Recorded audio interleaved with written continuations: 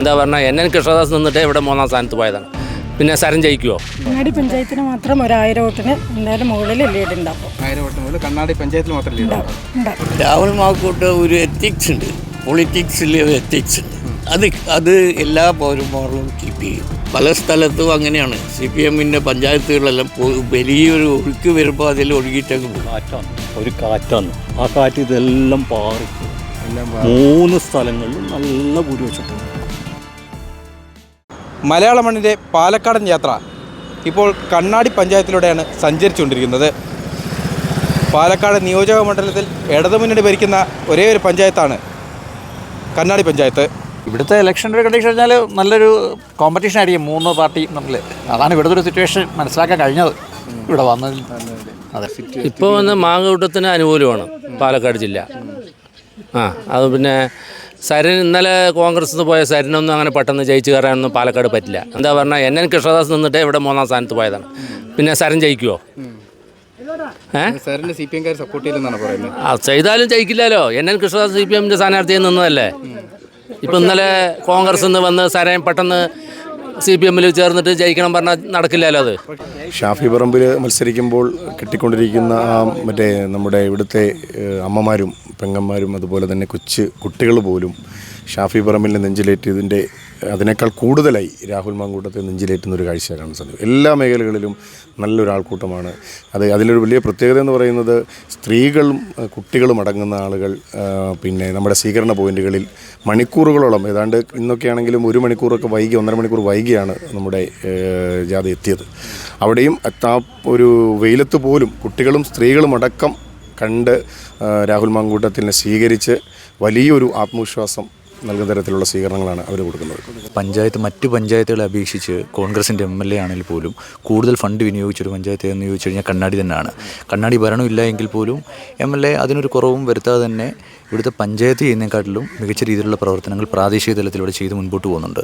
അതുകൂടാതെ തന്നെ ഇവിടുത്തെ വിഷയങ്ങളുമായിട്ട് ബന്ധപ്പെട്ട് ഇവിടുത്തെ കോൺഗ്രസിൻ്റെ നേതൃത്വം എല്ലാം കൃത്യമായിട്ട് MLA അറിയിക്കുകയും ചെയ്യുന്നുണ്ട്. എന്നാൽ അത് പഞ്ചായത്ത് ചെയ്യേണ്ട പണിയാണ് ഈ MLA എടുത്തുകൊണ്ടിരിക്കുന്നത്. പക്ഷേ അതിൻ്റെ വലിയൊരു രീതിയിലുള്ള ഒരു അലയൊലി CPM-നെതിരായിട്ടുള്ളത് ഈ കണ്ണാടിയുടെ വിവിധ ഭാഗങ്ങളിൽ കയറി ചെല്ലുമ്പോൾ ക്യാമ്പയിൻ നടത്തുമ്പോഴൊക്കെ നമുക്ക് മനസ്സിലാവുന്നുണ്ട്. അപ്പോൾ തീർച്ചയായിട്ടും അത് വോട്ടായിട്ട് സരിനെതിരെയായിട്ട് വരാനുള്ള സാധ്യതകൾ വളരെ കൂടുതലാണ്.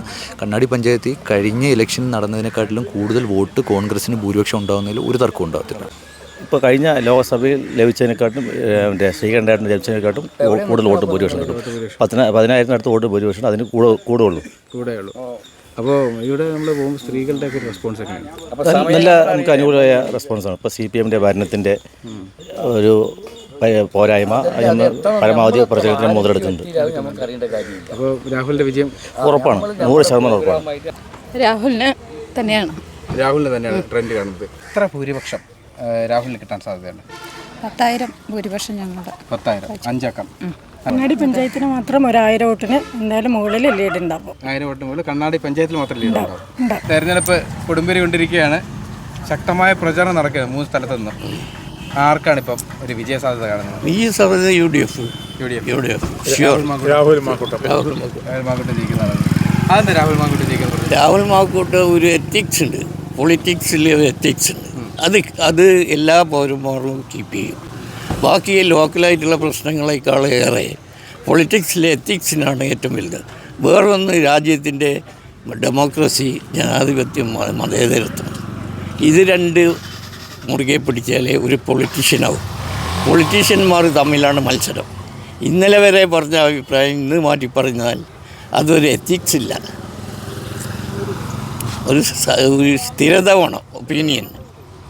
അതുകൊണ്ട് ഇവിടെ LDF-ൻ്റെ പ്രശ്നമേ ഇല്ല. ചിത്രത്തിലില്ല LDF-ൻ്റെ പ്രശ്നം. ആരാ വോട്ട് ചെയ്യുക? കണ്ണാടി പഞ്ചായത്ത് LDF-ൻ്റെ ശക്തി കേന്ദ്രമല്ലേ? എല്ലാം ശക്തി കേന്ദ്രമാണ്. കേരളം മുഴുവൻ ശക്തി കേന്ദ്രം എന്ന് അവകാശപ്പെട്ടാലും വോട്ടർമാരുടെ വോട്ട് വിനിയോഗിക്കുന്നത് വ്യത്യസ്തമുണ്ട്. പഴയ തലമുറയല്ല. ഇപ്പോൾ സ്വയം വിദ്യാഭ്യാസപരമായെല്ലാം ഉയർന്ന് സ്വന്തം ഒപ്പീനിയൻ ഉണ്ടാക്കാൻ കഴിയുന്ന. പണ്ട് അതല്ല, ഏതെങ്കിലും ഒരു നേതാവ് പറഞ്ഞാൽ അനുസരിക്കും. ഇന്നതല്ല. ഇന്ന് രാഷ്ട്രീയം ശരിക്കും പഠിച്ചിട്ട് ഒരു തീരുമാനം എടുക്കുന്ന ഒരു കാലഘട്ടമാണ്. ഈ ഉപതെരഞ്ഞെടുപ്പിൽ ഒരു വോട്ടർ ഒരു നിലയിലും UDF-നെതിരായിട്ട് വോട്ട് ചെയ്യാൻ പാടില്ല. പല കാരണങ്ങൾ വിശദമായി ഇൻ്റർവ്യൂ ഒറ്റ ചോദ്യത്തിന് ഒറ്റ മറുപടി അങ്ങനെയാണ് പറയുന്നത്. നമ്മുടെ ഒപ്പീനിയൻ അതാണ്. ആ ഒരു ബമ്പിച്ച് റെക്കോർഡ് ഇപ്പോൾ എത്ര ഭൂരിപക്ഷം കിട്ടും? 20,000 ഭൂരിപക്ഷം. 20,000 ഭൂരിപക്ഷം. അതിനാ അധ്വാനിക്കുന്നത്. കണ്ണാടി പഞ്ചായത്ത് സഹിതം കിട്ടും. കണ്ണാടി പഞ്ചായത്തിൽ ഒരു ഒഴുക്കിലങ്ങ് ഒഴുകിപ്പോവും. പല സ്ഥലത്തും അങ്ങനെയാണ്. CPM-ൻ്റെ പഞ്ചായത്തുകളെല്ലാം വലിയൊരു ഒഴുക്ക് വരുമ്പോൾ അതിൽ ഒഴുകിയിട്ടങ്ങ് പോകും. കാറ്റാണ്, ഒരു കാറ്റാണ്. ആ കാറ്റ് ഇതെല്ലാം പാറിക്കും. 3 സ്ഥലങ്ങളിലും നല്ല ഭൂരിപക്ഷത്തിൽ അതൊരു കാറ്റാണ്. ഓരോ കാലഘട്ടത്തിൽ ഉണ്ടാകുന്ന ഒരു ട്രെൻഡാണത്. ജനങ്ങളുടെ ഒരു മറുപടി, ജനങ്ങൾക്കുണ്ടായിരുന്ന ബുദ്ധിമുട്ടുകൾക്കും ഇന്ന് കാണുന്ന ഇതിനുള്ളൊരു മറുപടി ആയിട്ടാണ് അത് വരിക. അല്ലാന്ന് വെച്ചാൽ അത് രാഷ്ട്രീയം മാത്രമല്ല, അതിൽ കുറേ വ്യക്തിപരമായിട്ടും മറ്റുള്ള കാഴ്ചപ്പാടിലുള്ള ആ മാറ്റങ്ങൾ ഈ കാറ്റിൽ പ്രതിഫലിക്കും. തൊഴിലാളികളൊക്കെ മാറ്റി ചിന്തിക്കാൻ തുടങ്ങിയിട്ടുണ്ട്. അതിൻ്റെ പ്രതിഫലനമാണ് കഴിഞ്ഞ പാർലമെൻറ്റ് തെരഞ്ഞെടുപ്പ്. ആ പ്രതിഫലനം തന്നെയാണ് ഇവിടെ ഉണ്ടാവുക. ഒരു സംശയമില്ല, തൊഴിലാളികളൊന്നും തന്നെ ഇടതുപക്ഷത്തിന് വോട്ട് ചെയ്യില്ല.